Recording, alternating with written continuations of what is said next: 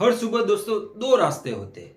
एक अपने बिस्तर में आराम करो और सपने देखते रहो, और दूसरा उठो, मेहनत करो और अपने सपनों को सर्च करो। दोस्तों, शुरुआत हमेशा मुश्किल से होती है, लेकिन जब दर्द महसूस हो, जब थकान हावी हो, तो याद रखना, यही वो पल है जब तुम्हारा शरीर और दिमाग मजबूत बने रहे।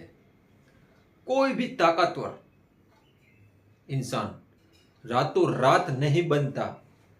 हर एक पसीने की बूंद, हर एक मेहनत का लम्हा तुम्हें उस मुकाम तक ले जाएगा जहां तुम जाना चाहते हो।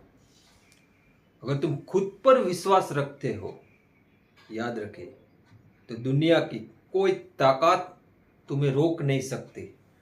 फिटनेस सिर्फ एक लक्ष्य नहीं है, यह एक जीवन शैली है।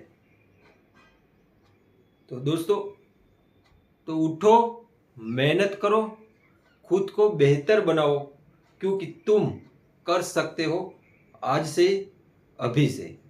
Stay strong, stay fit. Video को दोस्तों अच्छा लगा तो मेरे चैनल को लाइक, सब्सक्राइब और शेयर जरूर करें। कमेंट में कमेंट जरूर करें। दोस्तों, जय हिंद, जय